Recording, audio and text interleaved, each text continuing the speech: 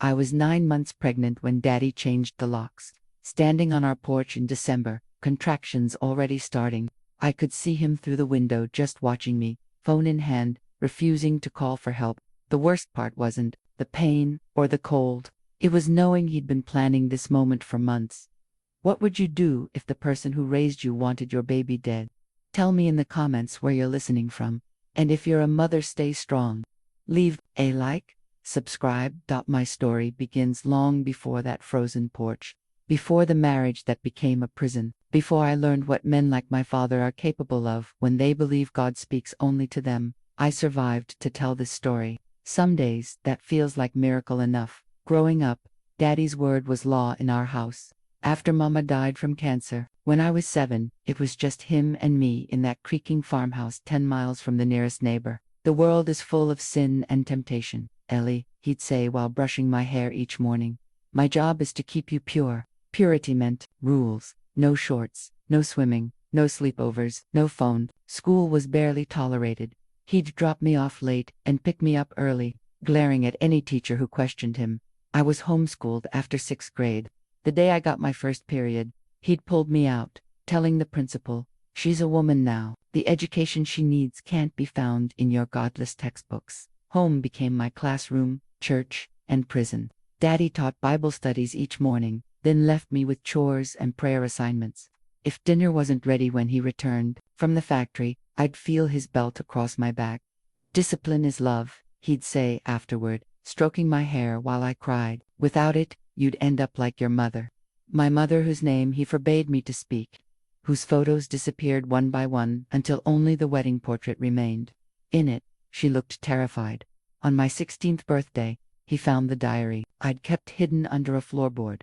I'd written about dreams of college, of cities I'd never seen, of escaping someday. He burned it, page by page, in the kitchen sink while I watched, tears silently trailing down my face. "Your thoughts belong to me," he whispered, his voice gentle in that way that frightened me most. "Everything you are belongs to me." That night, he nailed my bedroom window shut, but he couldn't nail shut my mind. Even as I nodded and prayed and cooked his meals, something inside me refused to die. A tiny flame of defiance kept burning, despite everything he did to extinguish it. I just didn't know how high the price for that defiance would be. Jason Mercer moved into the abandoned property a mile down the road this summer. I turned 17. His family had bought the old Wilson place to renovate into a bed and breakfast. I first saw him on one of my rare supply runs to town with Daddy. Jason was unloading boxes from their truck, with dark curls and the kind of smile that made my stomach flutter. When he waved, Daddy gripped my arm so hard it bruised. "Jezebels and sinners," he muttered, shoving me into our pickup. "They'll destroy everything we've built." But fate had other plans. When school started that fall, Daddy reluctantly allowed me to finish my senior year. "You need that diploma," he conceded. Though I knew it was only because Elder Peterson from church had questioned my absence. Jason was in my English class. He passed me notes when the teacher wasn't looking. Simple things. "You like Steinbeck. Your essay was amazing." Little paper lifelines to a drowning girl. We started meeting in the library during lunch. He never pushed when I wouldn't explain the bruises, just offered me half his sandwich and talked about normal things, movies I'd never seen. Music Daddy called Devil's Noise. A world beyond our town's borders. "I'm going to NYU next year," he told me one day. "You should apply to. You're smarter than anyone here." For the first time, I imagined a future. A real one, with choices, with freedom. Then came the day Daddy arrived early to pick me up. He found us sitting together on the library steps, Jason's hand briefly touching mine as he showed me a college brochure. Daddy said nothing on the drive home. His silence was worse than shouting. That night, he dragged me to church for an emergency deliverance session. 6 hours of prayer, while elders held me down, casting out spirits of rebellion and lust. 3 days later, Jason's family's barn burned down. Police called it faulty wiring. The next week, Jason's arm was in a cast. Fell off a ladder, he claimed, but his eyes told a different story. A month later, the Mercers moved away. The Fort SALE sign went back up on their property. "Guess they weren't cut out for small-town life," Daddy said at dinner, watching me closely. I never heard from Jason again. But I kept the college brochure, hidden inside my Bible where Daddy would never look. Sometimes, hope survives in the strangest places. I graduated high school with no ceremony, no photos, no celebration, just Daddy picking up my diploma and driving me straight to church afterward. I thought that was the end of it, back to isolation at the farm. I was wrong. Something worse was waiting. Eleanor, Daddy said after Sunday service, his hand on my shoulder as he guided me toward Pastor Mitchell. The Lord has blessed us with an answer to my prayers. Pastor Mitchell was 47. I was 18. His wife had died 2 years earlier. The Lord called her home. Everyone said, though no one mentioned what illness took her. He had thinning hair, soft hands that had never seen labor, and eyes that lingered too long on the younger girls in congregation. Brother Mitchell has asked for your hand, Daddy announced. I've given him my blessing. The sanctuary spun around me. But I can't. The ceremony will be next month, Daddy continued as if I hadn't spoken. You'll make a fine pastor's wife. That night, I tried reasoning with him. I don't love him. I don't even know him. Love is a modern corruption, Daddy replied, cleaning his hunting rifle at the kitchen table. Marriage is sacred duty. Mitchell will guide you properly. He understands a woman's place. I waited until 3 a.m., packed a small bag, took the $237 I'd secretly saved from odd jobs and birthday cards from distant relatives. The keys to Daddy's truck were hanging by the door. I made it 70 miles, got as far as the Greyhound station in Clayton County. I was buying a ticket to Nashville when a hand clamped on my shoulder. Sir, is this your daughter? The ticket agent asked. Daddy's voice was honey-sweet. Yes, my Eleanor gets confused sometimes. Forgot her medication today. I'm not confused, I said, but the words came out slurred. Something was wrong. My vision blurred. Had he put something in my morning orange juice? See what I mean? Daddy told the concerned faces around us. We'll get you home to your medicine, sweetheart. No one stopped him as he half-carried me out. The last thing I remember was being loaded into his truck. His whispered words in my ear. You belong to me until I give you away. That was always God's plan. I woke up 2 days later, locked in my room, an IV in my arm. Elder Peterson's wife, a former nurse, checking my vitals. The stress caused a collapse, she explained, not meeting my eyes. Your father's been so worried. On the bedside table sat a white Bible and an engagement ring. They married me in white, virginal, pure white that made Pastor Mitchell's teeth gleam when he smiled at the congregation. A union blessed by God, Elder Peterson declared to the 20 guest-souled church members. None, my friends. There were no friends to invite. I said my vows in a voice so soft they made me repeat them. My hands trembled so badly that Daddy had to help me light the unity candle. You make me proud today, Daddy whispered as he walked me down the aisle, his grip on my arm leaving marks. You're finally fulfilling your purpose. Pastor Mitchell's house was larger than I expected, a 2-story Victorian on the outskirts of town, surrounded by oak trees that blocked it from the road. The church had bought it for him 15 years ago. It smelled of furniture polish and something else I couldn't name, something sour beneath the lemon scent. Your predecessor kept a beautiful home, I said, trying to break the silence as he carried my small suitcase upstairs. His face changed then, the benevolent smile vanished. She is never to be mentioned in this house, he snapped, voice suddenly hard. The first rule of many you'll learn. The bedroom had pink floral wallpaper, peeling at the seams. A large wooden crucifix hung above the bed. There were water stains on the ceiling that looked like reaching hands. Change into your nightgown, he ordered, leaving me alone. I stood frozen, staring at the bed with its starched white sheets. This was really happening. This was my life now. When he returned, he'd changed into pajamas and a robe. He carried a Bible. We'll begin with prayer, he said, kneeling beside the bed, pulling me down beside him. His prayer lasted 20 minutes, asking God to make me submissive, fertile, obedient. With each word, my heart hammered harder against my ribs. When he finished, he opened his eyes and studied me. Undress. I couldn't move. His hand struck my face so quickly I didn't see it coming. That's 1, he said calmly. At 3, the punishment. Dubbus. I undressed with numb fingers, my cheek burning. What followed was mechanical, painful, methodical. I fixed my eyes on those ceiling stains, imagining myself floating up there, away from my body, away from this room, away from the man grunting above me, calling out scripture verses between breaths. When it was over, he cleaned himself with a cloth, then knelt to pray again. Thank you, Lord, for this vessel," he murmured, his hand heavy on my head. "May she bear fruit for your kingdom." I waited until his breathing deepened into sleep before I allowed myself to cry, pressing my face into the pillow to muffle the sound. Somewhere in that dark room, I felt my mother watching. Had this been her life, too? The rules of Pastor Mitchell's house emerged day by day, like poisonous flowers blooming. I wasn't allowed to answer the phone, or use it, or be in a room alone with any male visitors. I couldn't go into town without him, couldn't wear pants or cut my hair or use makeup. Every penny spent required permission and receipts. "A godly wife has nothing to hide," he'd say, inspecting my shopping bags. 2 weeks after the wedding, I discovered the cameras, small black eyes in ceiling corners, behind vents, even in the bathroom. I found the first one while cleaning. When I confronted him, he struck me across the mouth. "For your protection," he said, wiping my blood from his wedding ring, "and my peace of mind." I learned about Judith, his first wife, from church whispers. She'd gone to live with her sister after 10 childless years. No one had heard from her since. No sister ever visited. "Poor Mitchell," the church ladies murmured. "The Lord tests the faithful most severely." The house held secrets, locked rooms I was forbidden to enter, strange noises from the basement at night. Once, searching for a broom, I found a closet filled with women's clothes, different sizes, different styles, none mine or what I imagined would be Judith's. My world shrank to cooking, cleaning, and Friday night Bible study, where I served cookies to the same people who watched me waste away and said nothing.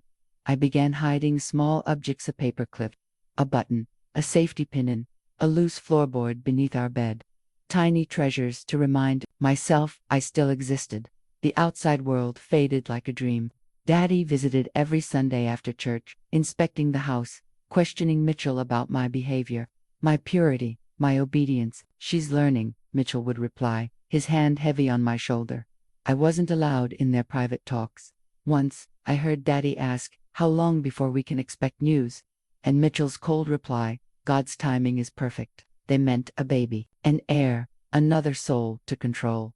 I prayed each night for barrenness. It was the only prayer I still believed in. 3 months into the marriage, Mitchell brought home a dog, a German Shepherd named Sentinel.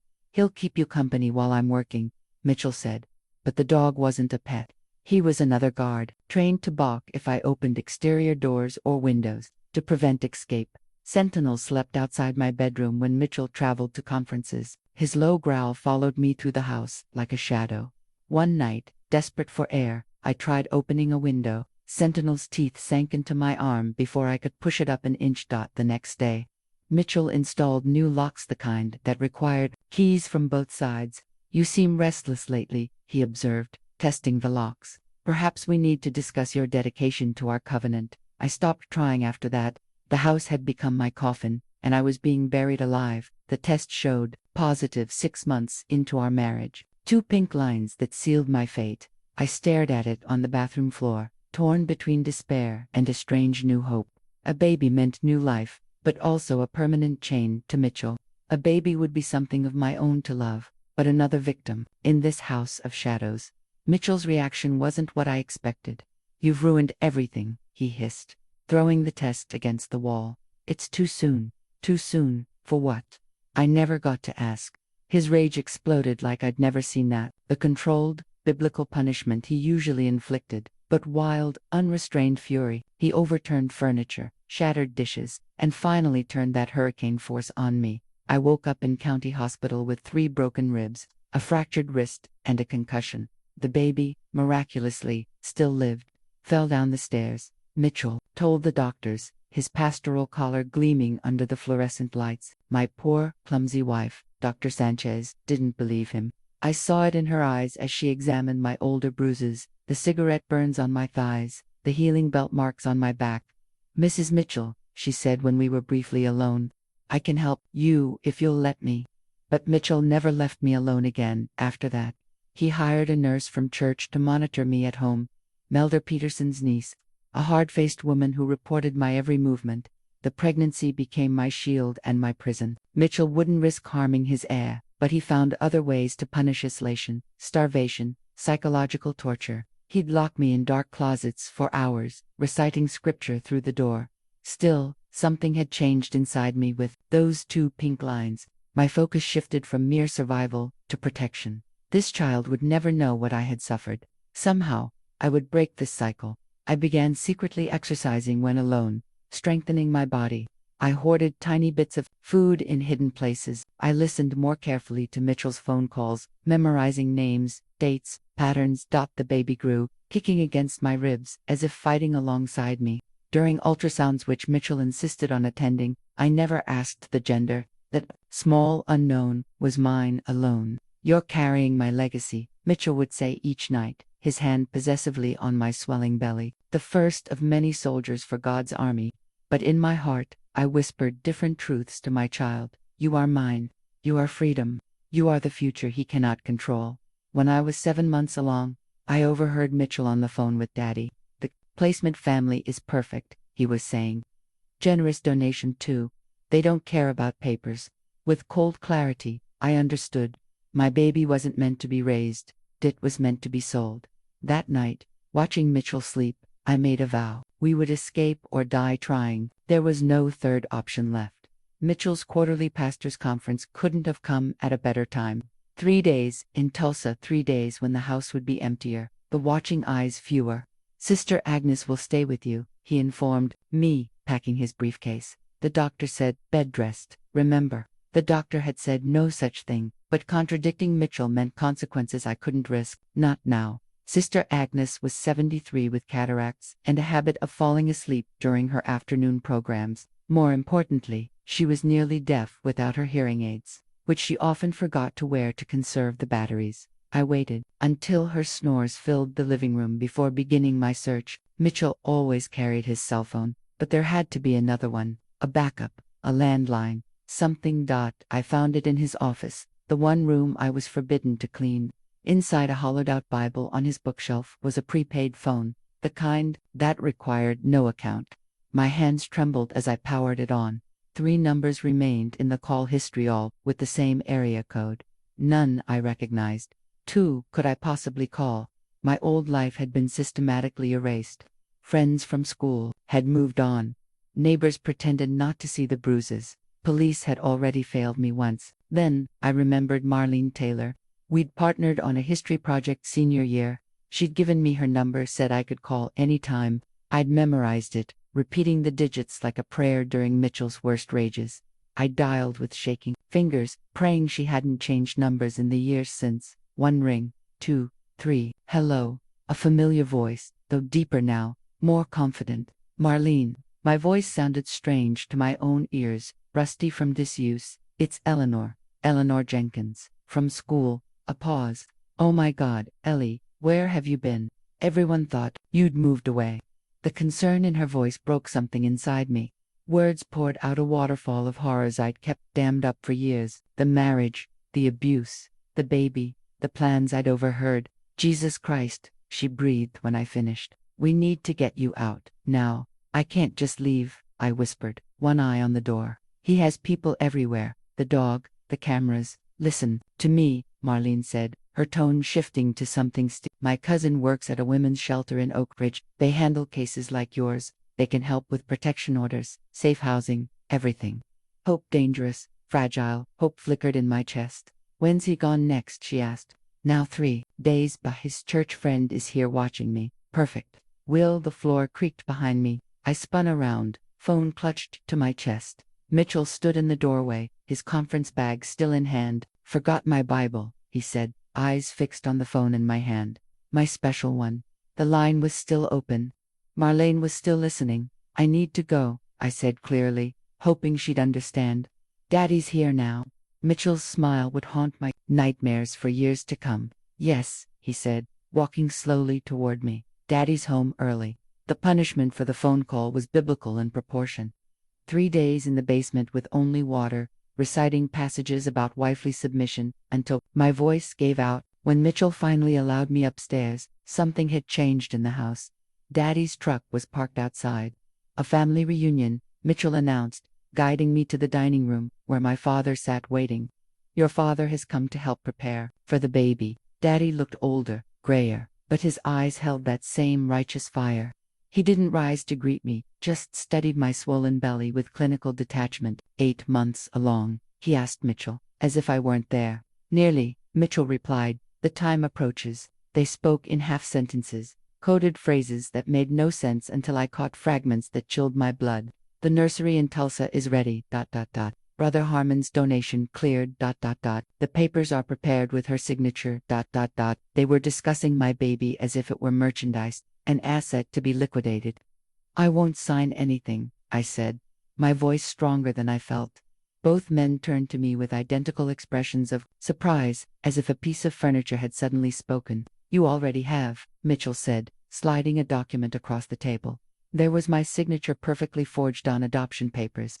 The family is from our sister church, Daddy explained, as if offering comfort. Wealthy, influential. The child will have advantages we could never provide. This is illegal, I whispered. It's human trafficking. Mitchell's laugh was genuine. Who would believe you? The mentally unstable wife with a history of delusions. Your own father has signed affidavits regarding your condition. Daddy nodded solemnly. It's for the best, Eleanor. Some women aren't meant for motherhood, like my mother. I wanted to ask, but the words stuck in my throat. That night, I overheard them in Mitchell's study. The door was ajar, their voices carrying down the hallway. This is the third one, Daddy was saying. People will start asking questions. The last 2 went perfectly, Mitchell replied. Different states, different agencies, no connections. And what about Eleanor afterward? She's still my daughter. A pause. The clink of ice in glasses. After delivery, she needs special care, a facility upstate, very private. The strain of childbirth, the postpartum psychosis. These things happened. They were planning to institutionalize me, or worse, taking my baby. This wasn't just about adoption. This was about erasing me completely. Later, lying in bed with Mitchell's heavy arm across my belly, I felt the baby kick strong, insistent, alive. A fighter. We had less than a month.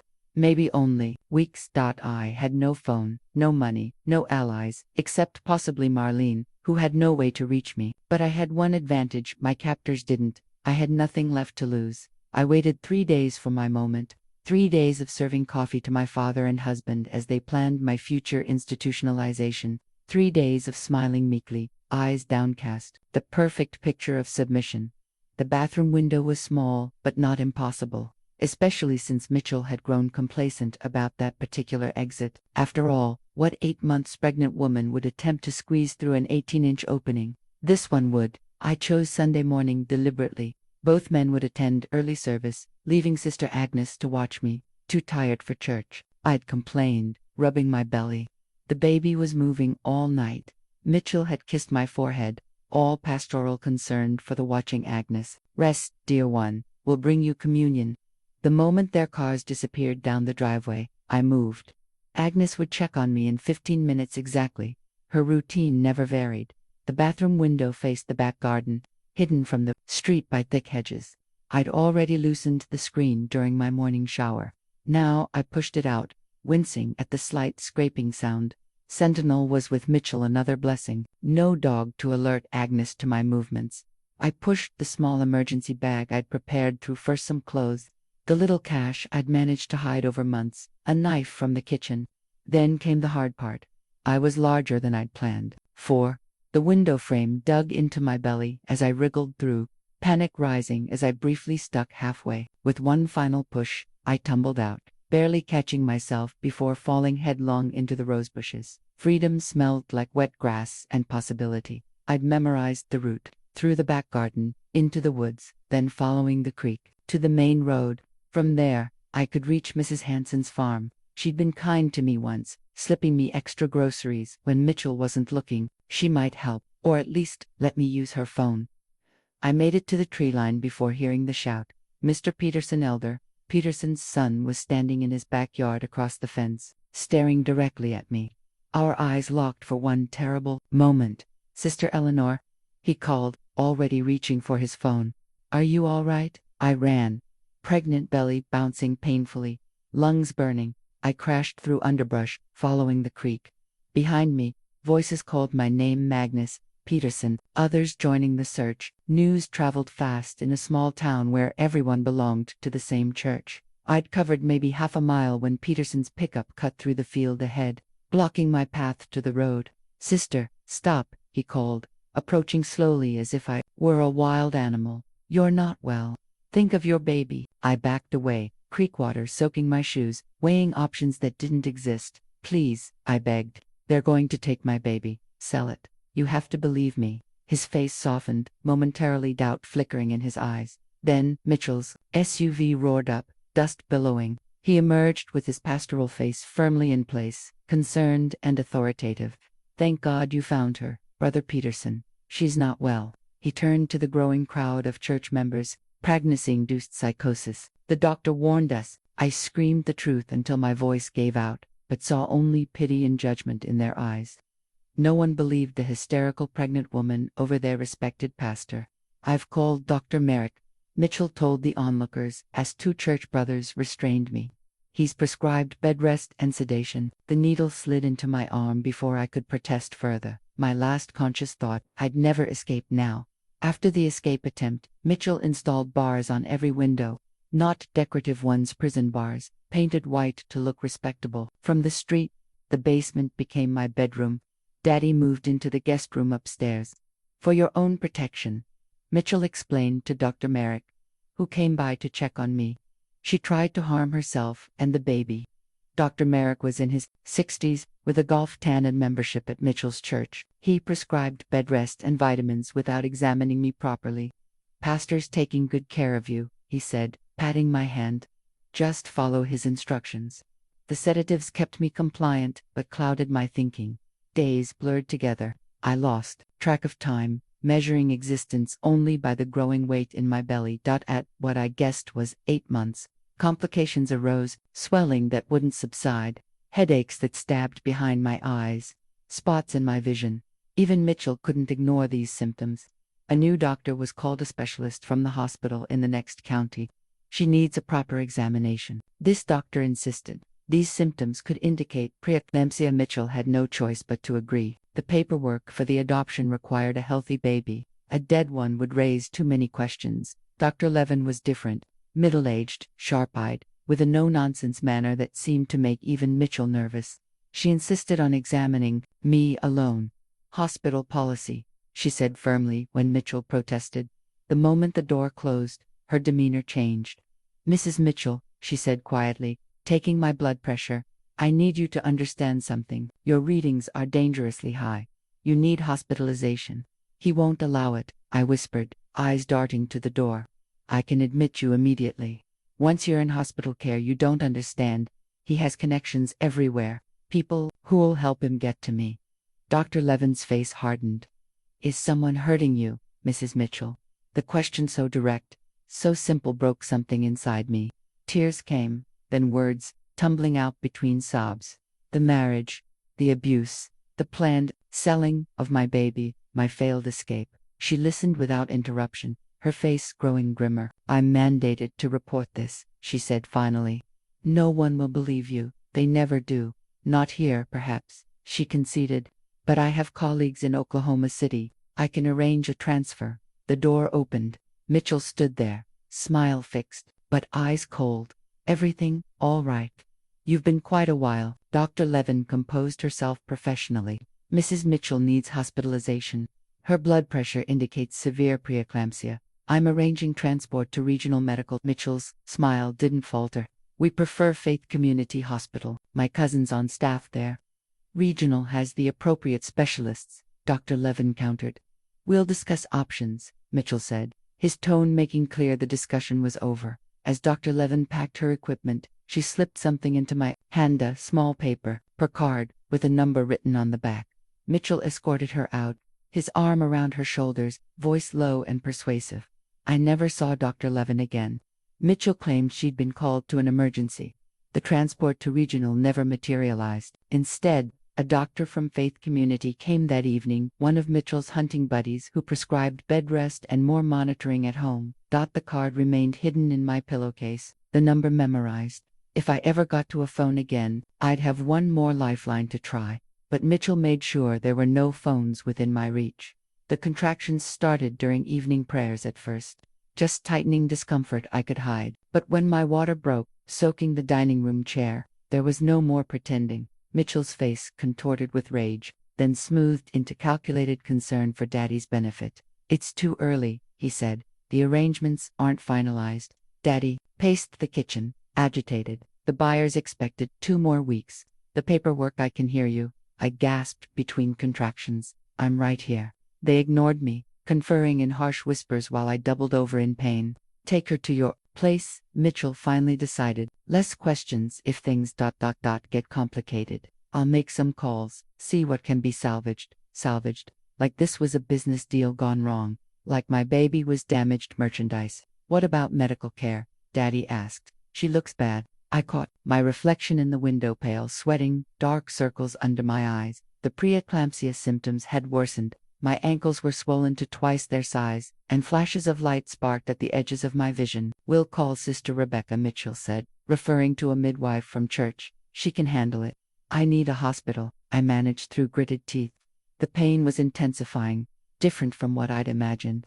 Something felt wrong.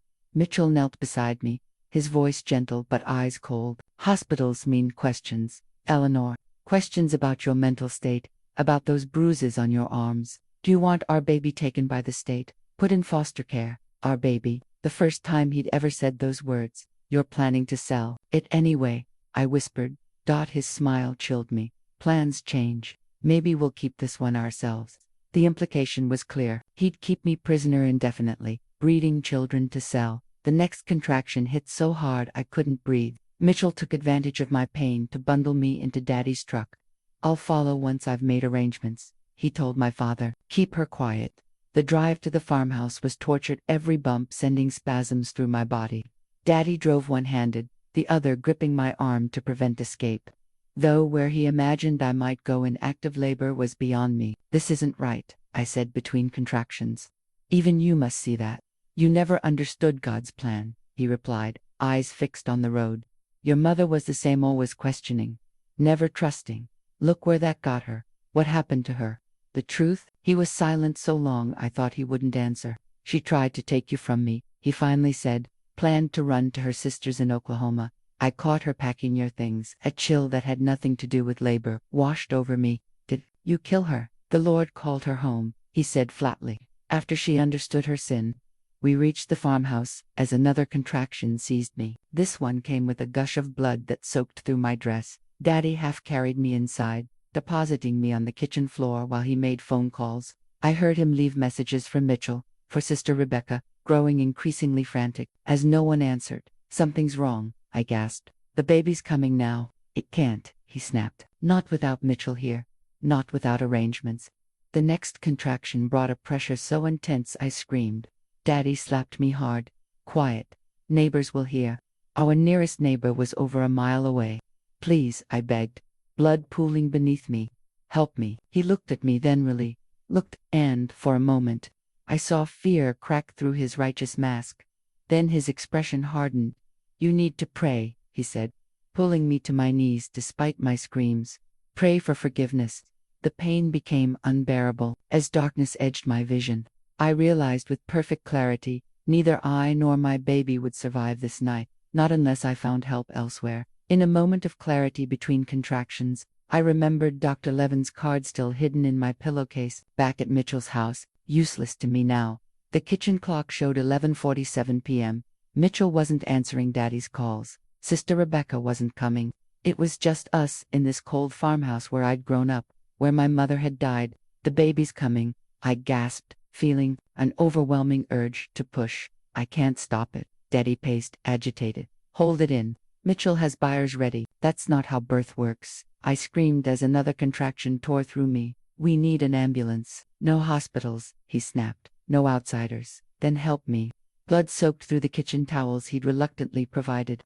At least let me lie down somewhere. His disgust was palpable. Not on any of my clean beds. Your kind of sin requires suffering. I managed to pull myself up using the kitchen counter, another contraction nearly buckling my knees. My kind of sin, I gasped. What sin? Getting pregnant when my husband raped me. Being trafficked by my own father. His hand struck my face with such force I staggered back against the door. Blasphemy, he hissed. After everything I've sacrificed to keep you pure. Pure. The word ignited something in Mirage, long suppressed, survival instinct flaring. You never wanted me pure, I spat. You wanted me broken, controllable, just like you wanted with Mom. I saw the change in his eyes, something primitive and dangerous, the mask of righteousness slipping to reveal what lurked beneath. Your mother corrupted you from the womb, he said, advancing slowly. I should have known you'd be beyond saving. I fumbled behind me for the doorknob, desperate now. Another contraction hit, nearly bringing me to my knees, but adrenaline kept me upright. I'm leaving, I managed. I'll find help somewhere else. In your condition, in December. Don't be stupid. The door opened at my back. Cold air rushed in, a blessed relief from the stifling kitchen heat. The neighbors will help, I said, though I had no idea if this was true. The O'Malleys had moved in after I was married. I'd never met them. They're away for Christmas, Daddy said, his smile chilling. No one's home for miles. Still, I stepped backward onto the porch, one hand braced on my belly. If I was going to die, it wouldn't be in that kitchen. You'll freeze before you make it to the road, he warned. Come back inside, Eleanor. We'll sort this out. Another contraction, stronger than before. I doubled over, clutching the porch railing. Something changed in Daddy's expression. Calculation replaced anger. Fine, he said abruptly. Stay out here if you want. Winter will talk sense into you. Before I could react, he slammed the door. The lock clicked with terrible finality. I pounded on the door until my fists bruised, screaming his name between contractions. Through the window, I could see him sitting at the kitchen table, calmly reading his Bible. He glanced up once, eyes meeting mine through the glass, then deliberately turned the page. The night air bit through my thin dress. Snow had begun to fall, light flurries that would soon become heavier. The contractions were coming faster now, barely a minute apart. My baby would be born on this porch, in freezing temperatures. Without help, we would both die here. The thought crystallized with strange clarity. I couldn't let that happen, not after everything I'd survived. Shivering violently, I reached into my sock where I'd hidden my one remaining possession, a small flip phone Mitchell had never found, taken from his office during my last days at the house. Ancient, with barely any charge, left. One call. That's all I had. With trembling fingers, I dialed Marlene's number from memory, praying she would answer. An unknown caller at midnight. Hello, her voice, suspicious but blessedly awake. It's Eleanor, I gasped. I need help. Marlene arrived 40 minutes later, her headlights sweeping across the snow-covered yard. By then, I could barely speak through the contractions. Jesus Christ, she gasped, finding me huddled against the door, blood pooling beneath me. We need an ambulance. No time, I managed. Baby's coming now. She tried the door, pounding and shouting when she found it locked. Daddy never appeared, though the kitchen light remained on. That bastard, she hissed, returning to me. Okay, I'm calling 911. No, I clutched her arm. Mitchell has friends in emergency services. They'll alert him. Eleanor, you're bleeding. Too much. This isn't normal. Another contraction seized me, this one bringing an overwhelming pressure. The head, I gasped. I can feel the head. What followed was a blur of pain and fear and desperate determination. Marlene, terrified but steady, helped me lie back on her coat. Snow fell around us, melting on my feverish skin. I see the head, she confirmed, voice shaking. Push when you need to. I pushed with everything I had left, screaming into the winter night. Through the window, I caught a glimpse of Daddy watching, his expression unreadable. One more, Marlene encouraged. One more, big push. With a final, primal effort, my baby slid into the world and into Marlene's waiting hands. It's a girl, she said, tears freezing on her cheeks. A beautiful little girl. The tiny cry that followed was the most perfect sound I'd ever heard. Marlene quickly wrapped the baby in her sweater, placing her on my chest. For one perfect moment, the world narrowed to just her face, red and wrinkled and miraculous. My daughter. Mine. Then reality crashed back as another wave of pain hit me. Something's wrong, I gasped. Marlene looked down, her face pulling. You're still bleeding. A lot. The edges of my vision darkened. Cold seeped into my bones despite the exertion. I heard Marlene's voice, increasingly frantic, speaking to someone on the phone. I don't care who you alert, she was saying. She die without help. My arms felt too heavy to hold my daughter. Marlene took her, cradling her close to share body heat. Stay with me, Ellie, she kept saying. Help is coming. Just stay awake. I tried focusing on my daughter's face, memorizing every detail, her perfect rosebud mouth, the tiny wrinkle between her eyebrows. If these were my last moments, I wanted them filled with her. Sirens wailed in the distance. Daddy finally emerged from the house, Bible in hand. What have you done? He demanded, as if I'd orchestrated this entire situation. She needs an ambulance, Marlene shouted. She's hemorrhaging. God's punishment for her sins, he intoned. Marlene's face transformed. With fury, get back inside or I swear to God I'll tell the paramedics exactly what happened here. Something in her voice, sore perhaps the approaching sirens, made him retreat. The ambulance arrived moments later. Bathing the porch in harsh red light, paramedics swarmed around us, oxygen mask on my face, four in my arm.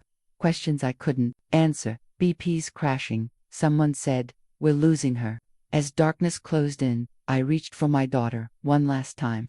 Marlene placed her tiny hand against mine. Her name is Hope, I whispered before consciousness slipped away. I woke to beeping machines and fluorescent lights. A hospital room, private, with pale blue walls. For a moment, I thought I was still pregnant, that everything had been a nightmare. Then I remembered. The porch, the snow, my daughter, Hope. I croaked, my throat raw from intubation.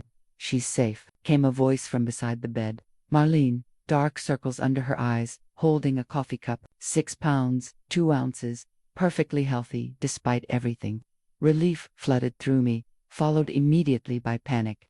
Mitchell, my father. Your father told the paramedics you ran away and showed up in labor. Said he was about to drive you to the hospital. Her disgust was evident. The police seemed to believe him for now, but I gave them a different statement. Where's Hope? NICU, standard procedure for preemies. But she's doing great. Marlene's expression darkened. There's something else you should know. Mitchell's been here, claiming to be the concerned husband. They've only kept him out because I told them you have a restraining order against him. I don't. They don't know that I bought us some time. Time, a precious commodity I'd never had enough of. How long was I out? 3 days. You had an emergency hysterectomy, Ellie. You were bleeding internally. They couldn't stop it any other way. The news should have devastated me. Instead, I felt only grim satisfaction. Mitchell would never be able to use my body to create more babies to sell. Have you seen Hope? I asked. Every day, Marlena smiled. She has your eyes. A nurse entered, checking my vitals with practiced efficiency. You have visitors, she said. Police officers. Are you up for questions? Before I could answer, the door opened again. 2 officers, a woman in plain clothes, and a uniformed man entered. Mrs. Mitchell, the woman began. I'm Detective Rivera. This is Officer Collins. We'd like to ask about the night you gave birth. The male officer looked vaguely familiar. One of Mitchell's hunting buddies, perhaps. My client isn't answering questions without representation. Marlene interjected. Client. Detective Rivera raised an eyebrow. I'm a paralegal with Eastman in Westbrook, Marlene said smoothly. We're filing emergency protective orders against both Franklin Mitchell and Gerald Jenkins. I stared at her in surprise. This was news to me. On what grounds? Officer Collins asked, his tone dismissive. Attempted murder, human trafficking, forced imprisonment, and reproductive coercion. For starters, Marlene replied, my firm is gathering evidence as we speak. The officers exchanged glances. There's another matter, Detective Rivera said. Your husband has expressed concerns about your mental fitness to care for the infant. He's filed for emergency custody. The room seemed to tilt. He can't, I whispered. He can't take her. He's already petitioned the court, Officer Collins said, not meeting my eyes. Given your history. What history? Marlene demanded. Mrs. Mitchell has been treated for delusions and has attempted self-harm during pregnancy. He pulled out a file. We have signed statements from her doctor, her father, and church officials. All lies. All part of the groundwork they'd laid to discredit me. That's why we need your statement. Detective Rivera added, her expression more sympathetic. To understand what really happened, I opened my mouth, then closed it, remembering Mitchell's connections, his influence. I want to see my daughter first, I said finally. Before I say anything, Officer Collins began to object, but Detective Rivera nodded. I'll arrange it, she said, but you should know a social worker has been assigned to the case. Nothing happens to your daughter without thorough investigation. After they left, I turned to Marlene, paralegal. I am now, she said with a grim smile. Started the program after high school, and my boss is very interested in your case, pro bono. For the first time in years, I felt something unfamiliar stirring in my chest. Hope thought the hospital discharge should have been simple. Instead, it became a battleground. Mitchell arrived with papers, custody filings, mental health commitment forms, pastoral letterhead dripping with concern for my unstable condition. What he didn't expect was Detective Rivera stationed outside my room, or the court order Marlene's boss had secured, preventing him from approaching me or Hope.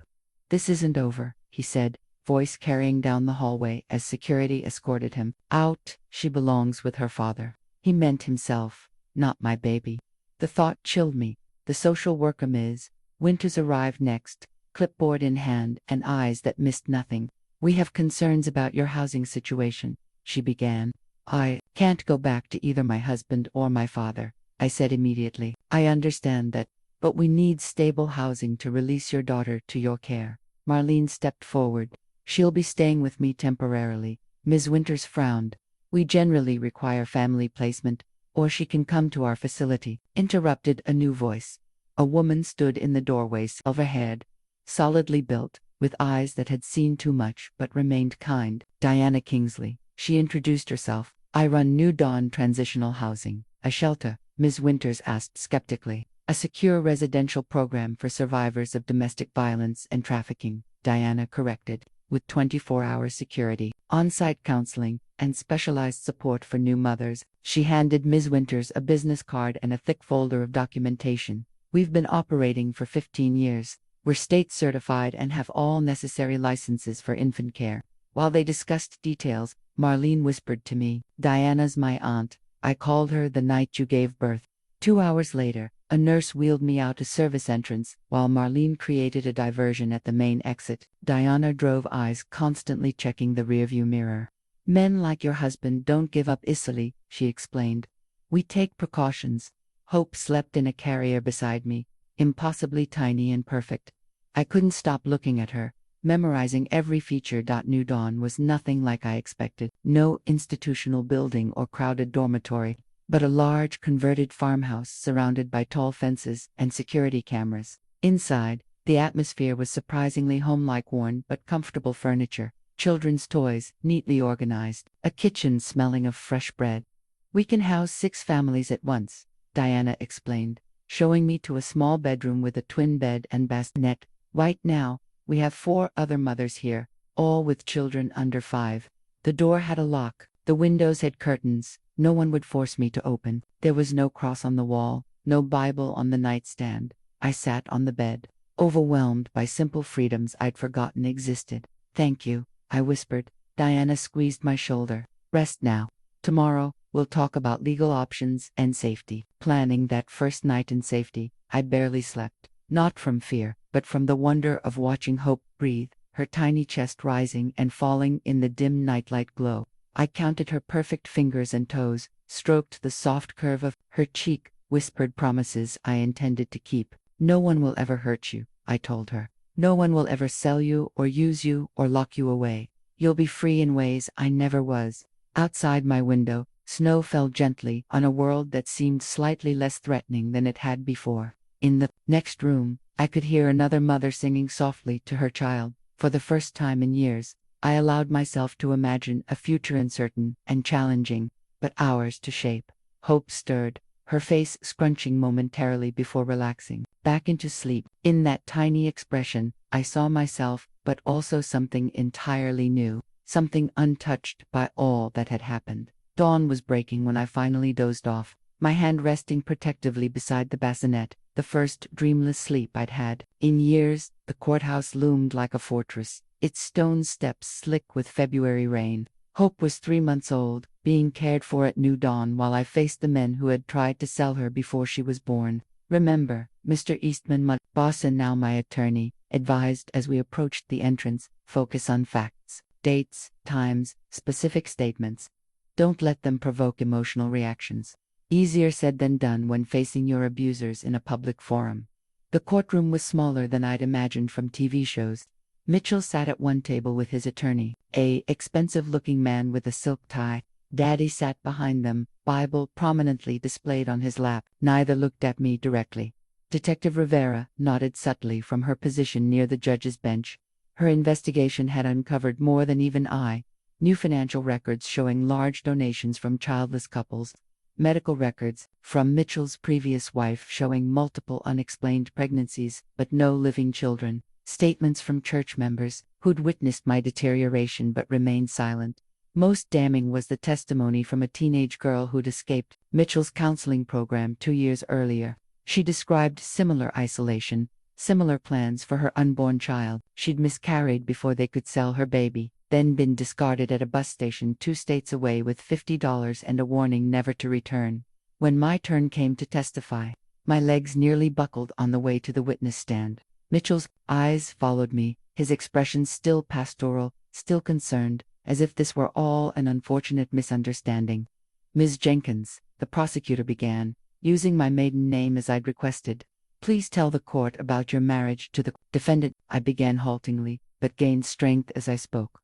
The arranged marriage, the locked rooms, the cameras, the beatings disguised as discipline, the plans I'd overheard for my baby. Mitchell's attorney objected repeatedly. Hearsay, speculation, prejudicial. "Your Honor," he argued during a particularly difficult description of my wedding night, "my client is a respected community leader. These allegations are clearly the product of postpartum depression and previous mental instability." The judge, a woman with steel gray hair and piercing eyes, fixed him with a withering stare. "Counsel, I've reviewed Dr. Levin's affidavit regarding the defendant's systematic gaslighting of this witness." Objection overruled. When I described the night of Hope's birth, several jurors wiped away tears. One older man glared at my father with undisguised contempt. The cross-examination was brutal. Mitchell's attorney questioned my memory, my mental state, my provocative behavior toward my loving husband. He produced journal entries I'd never written, witness statements from church members claiming I'd always been troubled. "Isn't it true," he demanded, "that you fabricated these allegations to escape a marriage you found inconvenient?" Something in me broke then, not from weakness, but from the absurdity of his suggestion.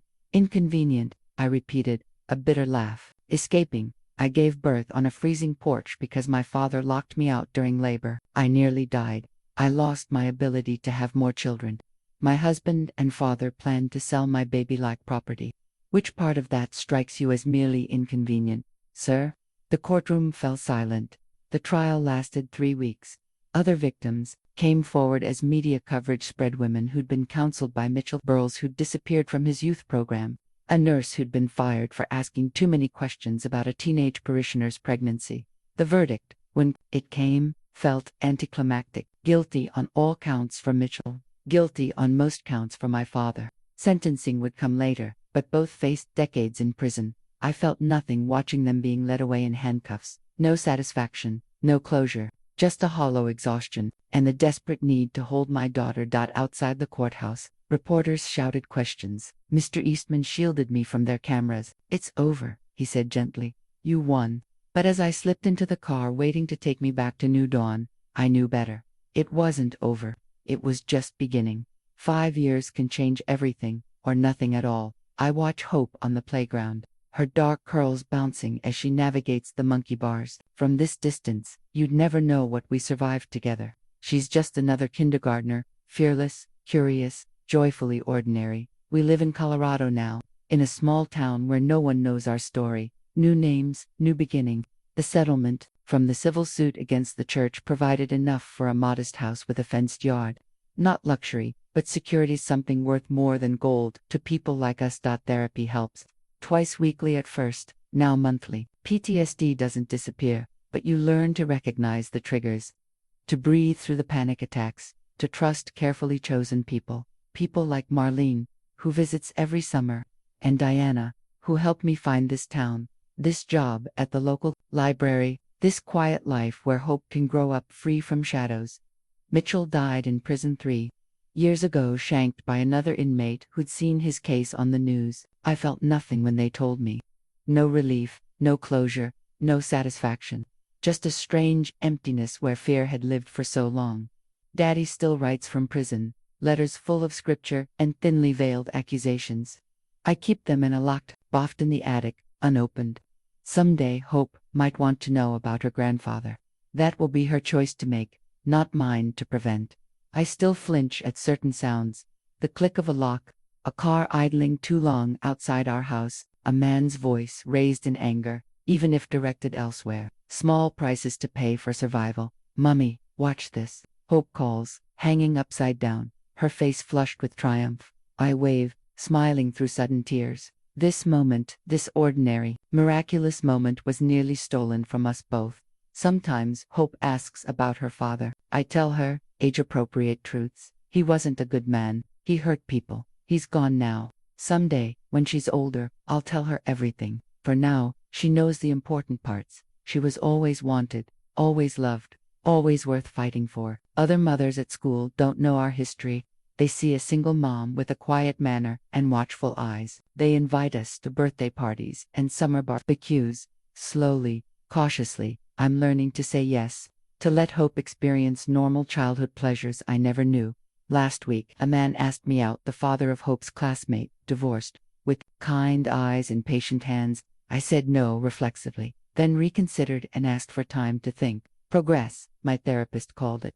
I'm not sure I'll ever be ready, but the fact that I'm considering it feels like a victory. There are still hard days, nightmares that leave me gasping and checking Hope's room at 3 a.m., court appearances, when another victim comes forward and needs corroborating testimony, anniversary dates that ambush me with unexpected grief. But there are good days too, more of them now than before. Days when I don't think about the past at all until I'm falling asleep. Days when Hope's laughter is the loudest sound in our home. Days when I recognize my reflection in the mirror and don't flinch away. If you're listening to this and something in my story feels familiar, you're trapped in your own version of that house with its hidden cameras and locked doors. There is a way out. There are people who will believe you. There is life after escape, though the path isn't straight or easy. Hope runs to me now, cheeks flushed, asking for a snack. I take her small hand in mine as we walk to the car. The afternoon sun casts our shadows long across the pavement to figures. Moving forward together, we are more than what was done to us. We are what we survived, what we rebuilt, what we chose. If this story resonates with you, hit that like button. Every like helps more women hear this message. Subscribe to this channel if you believe in second chances. Leave a comment with the words, "I survived," so I know you're out there too, because you are not alone. Neither was I, even in my darkest moments, and that has made all the difference.